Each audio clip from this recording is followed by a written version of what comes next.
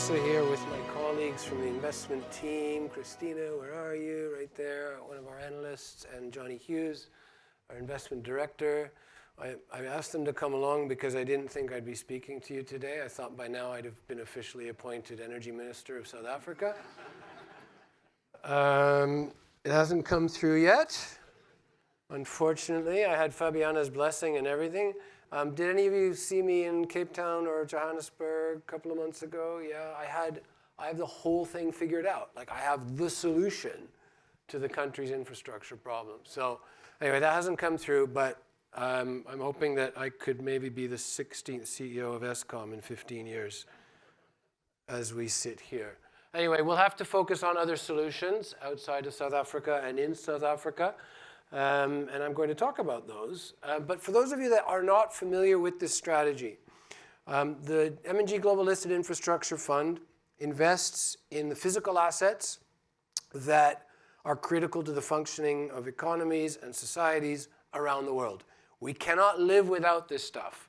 And we invest in critical infrastructure assets, long life concessions, and perpetual royalties. And one thing they have in common, outside of being physical asset-backed businesses, is the longevity of the cash flows. This is really, really important. You wonder why all the private equity money is flying into infrastructure strategies, whether it's BlackRock's or Macquarie's or Brookfield's or KKR's. It's because these are institutions, actors with very long life liabilities, many of which they don't know what they are, and they need to match those long-term liabilities off against long-term cash flows. We're doing exactly the same thing, only better. Look, I want to retire one day. Welcome to the British summer, by the way. Sunny, it's sunny, but it's still 12 degrees. So I'll be retiring hopefully somewhere in South Africa, somewhere out here. And we focus on income, but not income that's fixed, like these green bars, right? Because the cost of living is going up. The uncertainty around life expectancy, about what we'll need to fund in our retirement, whether it's healthcare or grandchildren, great-grandchildren, increasingly great-great-grandchildren. By the way, I read a really interesting statistic this year. A baby born today has a high likelihood of having a child where both are above the age of 100. Think about that for a second. Anyway, so even longer than this, even longer than this. My kids aren't anywhere close to having kids. So, although I'm ready to be a granddad. So we focus on long-term rising cash flows, growing cash flow streams. That's the key here, okay? Not bond proxies, rising cash flow streams. And we get those from businesses that are delivering growing dividends, because we don't pay out of capital. We grow the income to our unit holders in this fund by way of growing dividends. And we get them across three broad categories of infrastructure. The first is the traditional infrastructure asset class, as you probably recognize it. Utility businesses, energy infrastructure, transportation infrastructure. Very much economy linked. So our dividends grow at roughly the nominal rate of GDP growth, depending on the country. We also have some very high structural rates of growth in certain areas, particularly in the utility sector, in renewables, which I'm going to come to. But that's what gets us that GDP growth style of dividend growth in this category.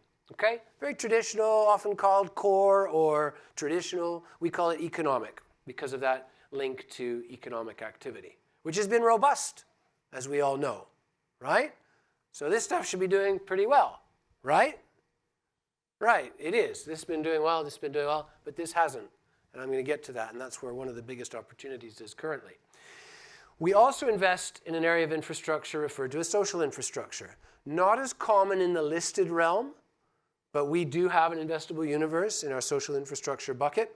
Very common in the institutional private realm, social infrastructure. These are hospitals, schools, municipal buildings, life sciences infrastructure, all kinds of exciting infrastructure assets that ensure that societies operate smoothly. And here we tend to get inflation rate protection, where the dividends grow at roughly the rate of inflation. And that's because a lot of the contracts that these infrastructure assets write with counterparties, primarily governments, are not only guaranteed revenue, nobody goes to libraries anymore, right? But they still get paid for providing the library. You get inflation indexing, typically, okay?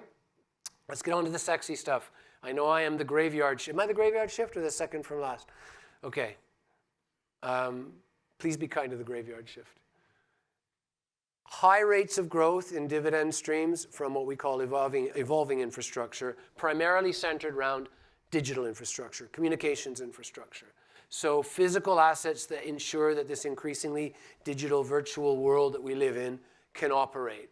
Transactional infrastructure, e-commerce type infrastructure, and then those royalties I referred to earlier, which are perpetual cash flow streams. They never expire, and which give us some commodity price linkage without having to take on any environmental liability and actually produce the stuff. It's a great business model. I have royalties on mineral-bearing lands, for example, and these exist in South Africa, by the way, and I just sit in an office building collecting checks as the producers produce those minerals. And these are new economy minerals as well, like copper, lithium, and so on. So really exciting stuff. And we get those high rates of growth in the dividend streams to give us a diversified source of dividend growth in areas that behave in different ways at different times in different market environments, which gives us the opportunity to rotate capital. So it's a uniquely designed strategy. I'm often asked why we so consistently outperform the peer group. It's not because we're smarter than anyone else. You know, all the infrastructure geeks that are doing this are incredibly intelligent, us included, of course. It's the product design. It's the way we design the product. So it's very important, and we can talk about that separately. So if we're not really solving the South Africa's energy crisis, what are we solving? Chronic underinvestment, the digital revolution, and this is really important. We do have AI exposure, believe it or not. I'll show it to you in a second. Addressing climate change and, of course, energy security, particularly important here in Europe, given what's happened in Russia, Ukraine. So infrastructure is at the heart of the solution for a lot of these challenges or, indeed, opportunities. If we take electricity demand, this is a really interesting statistic that Johnny dug up. For the first time in multiple generations, we are about to increase overall electricity demand. This is in the US, if I'm not mistaken, Johnny, is that right? Yeah. So after all these energy efficiency gains and all of the reduction in usage and incentivization to reduce usage, we are now on the cusp of a significant increase where the growth rate in electricity demand goes from effectively 0 to as much as 3%. It's a huge demand growth. Doesn't look like much here, but it's significant. And it means we need to generate more and more electricity. You're all very familiar with this in South Africa. I don't need to tell you. Spent 3 weeks there, by the way. I still didn't get the load shedding timing right. Couldn't make coffee in the morning. You'll recall from my presentation, if you were in Johannesburg or Cape Town, that one morning I had no electricity. I hadn't checked the schedule. I wanted to make a cup of coffee. No electricity. I thought, well, I'll plug the kettle into the inverter.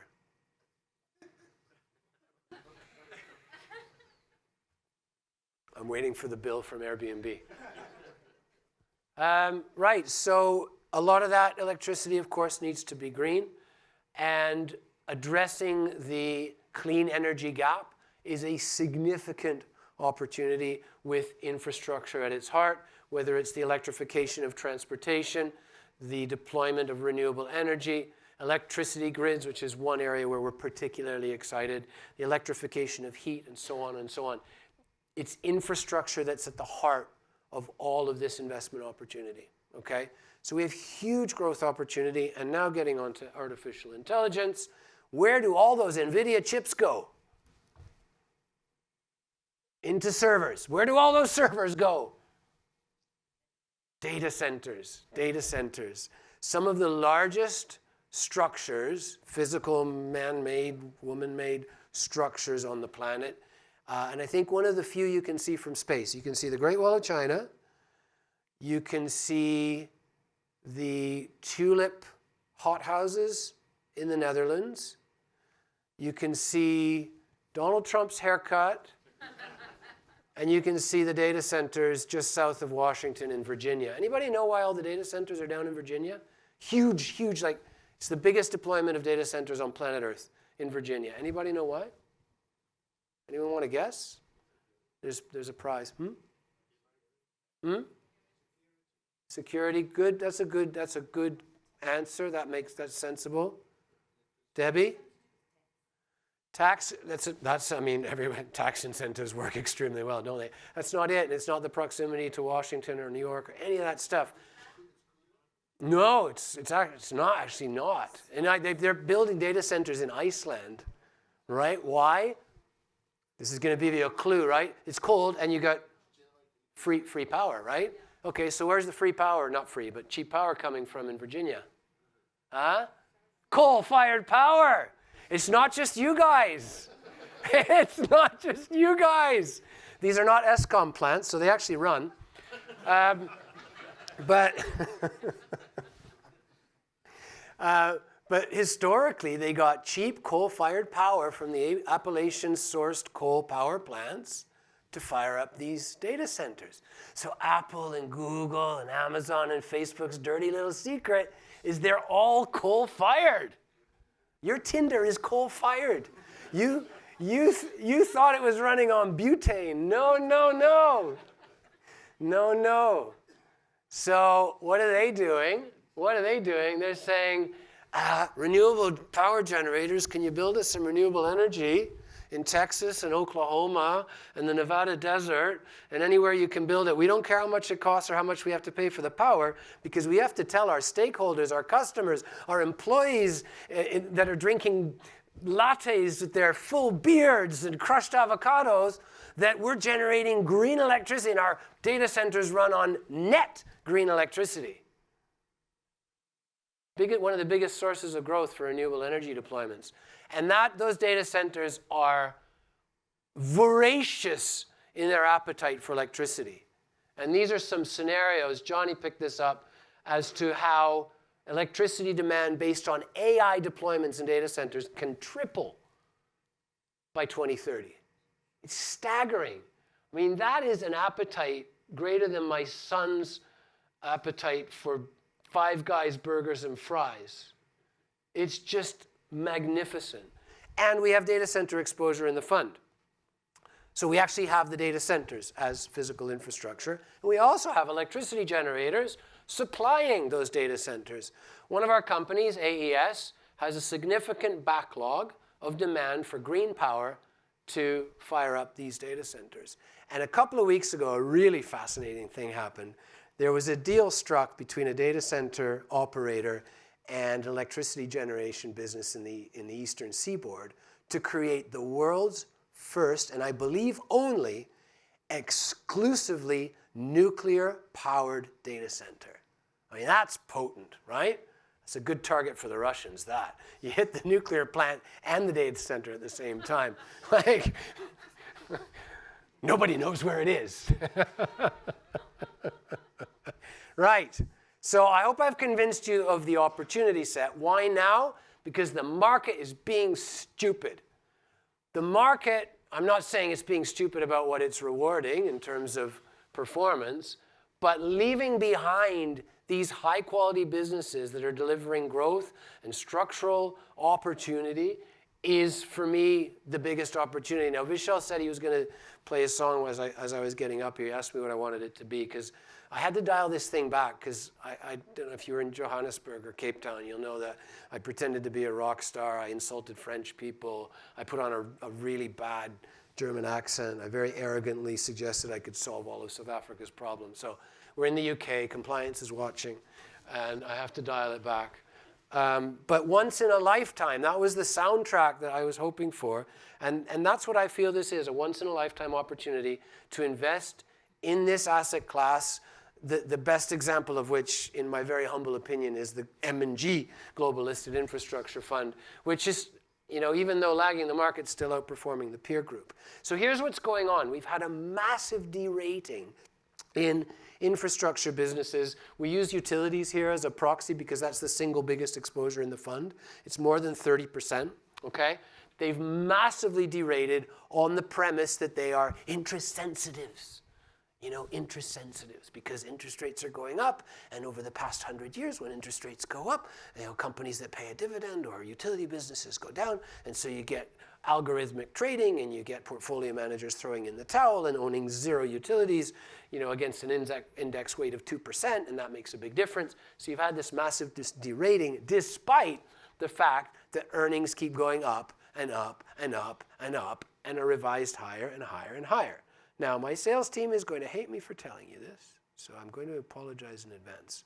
But there is one sure way to outperform the global equity market over a multi-decade period, okay? 20 years, let's call it, okay? You buy a high-quality basket of utilities businesses, because the compounding effect, the reinvestment of dividends, where the earnings grow at more than 8% per year, ultimately beats the market. Now, more recently, that's obviously not true, but over the last 20 years, look it up, utility businesses outperform the global equity market. And the thing is, fund managers that manage global portfolios don't really care, because utilities are 2% of the index, right? So the average fund manager that manages a global fund owns 0, maybe 1, right? We own 30+% because they're high quality businesses compounding these high dividend growth trends. And I was pounding the table when I was in South Africa, and finally, after spending some time as bond proxies, too long in my opinion, we're all getting old watching this happen, fundamentals started to matter more, and the stocks started to behave more with the fundamentals than with interest rates. That dotted line, by the way, is almost precisely the time I was in South Africa. So I say thank you to all of you. You are responsible for this. I will provide my next travel schedule to South Africa so you can front run this opportunity. Hello, compliance. So it's starting to happen, and it's happening because these companies are growing cash flows, growing earnings, growing dividends, okay? Last year, this is the dividend growth from the underlying holdings in the portfolio. Remember, the dividend growth and the income that increases over time for yourselves, your clients, is to protect against inflation. We had some tremendous dividend growth in the portfolio. And the irony here is that in the year, talking about 2023, in which the asset class underperformed the global equity market by the largest factor in decades, you have to go back to the Enron days, we had the best dividend growth we've ever experienced in the fund. And I made a point of circling the utilities businesses here just to remind people that utilities businesses grow. We're not talking Eskom here. We are talking high-quality utility businesses that grow their earnings, grow their cash flows, grow their dividends. And so we target typically 5 to 10% growth in the dividend stream. So you can see most of the companies gave us that. Some gave us a lot more. A few gave us a bit less. But we were overall extremely satisfied. This year we've had more of the same. For the companies that have reported their dividend growth, very pleasing, very happy, exactly as we would hope. And then we get to the punchline. The punchline is simply this. The strategy has been able to grow the dividend stream, the income to the unit holders, at more than double the long-run inflation rate over this time period. Because yes, inflation's higher now, but it was practically zero when we launched. So a 6% growth in the dividend stream. So this is after tax, after fees, in your pockets. Most recently, we've given a 7.5 and close to a 9.5 increase in income distribution. So that gives you the inflation protection, probably a summer holiday, maybe some Christmas presents, and a new inverter. And that's, by the way, on top of a 4.2% dividend yield, which is obviously higher than the market. Okay? So to frame the proposition, and this we're going to refer to as the Hamilton van Breda proposition, postulation. We start with this is his idea, this slide. We start with a 4.2% dividend yield. Okay, that's what's coming in consistently. 5 to 10% growth in the income stream. So that's getting you into a high single-digit total expected return, maybe even a little bit higher. And then the potential re-rating for the asset class, and particularly a couple of the sectors that have lagged so significantly, specifically utilities and real estate investment trusts. So that is the proposition. I think it's compelling. And the history of the fund shows you that it can grow capital very successfully. 2019, we had a 37% increase in the fund value. 2021, we had a 15% increase in the fund value. Not bad, but I think one of the key reasons you need to consider this strategy, this strategy, is the downside protection. Because we're in go-go markets, everything's bananas, we get it, but what is your downside protection when the market turns? We go back to 2018, you'll see that this strategy preserved a significant amount of the capital that was lost by the market when it rolled over, down 5% versus 9%. I mean, you can't eat negative relative returns, we all know that saying, but protecting the capital is very key, as you'll see in a moment. And then 2022 was a real breakthrough year where the market fell more than 18%, and this is in US dollars, by the way, and the strategy managed to save a huge amount of that capital as well. So having an allocation to this asset class, a lot of our clients here in the UK have 4, 5, 7%. I think it should be 100. Protects you against difficult market environments. And that downside protection is key, right? It's simple maths, but if you draw down 50%, you need to return 100% to regain your lost ground. And so a unit of excess return in a down market is worth more than that same unit of excess return in an up market. And I would very much encourage you to go and have a look at one of the newsletters that Howard Marks published in November of 2022. He's an idol of mine, and I know he's not an equity investor, but his way of thinking is incredibly robust. And at the end of his newsletter, What Really Matters, he talks about the asymmetry in returns and what you should look for in a fund manager's track record and how the fund manager's performance plays out in up markets and down markets. I'm really sorry about the photo. I asked our presentations team to get me a photo or a linkage of Howard Marks. And we have this issue where we actually have to buy the image. You know, it's not public, it's not compliant. I'm already in trouble with compliance. So they gave me this. This is Howard Marks. He was actually a Welsh drug smuggler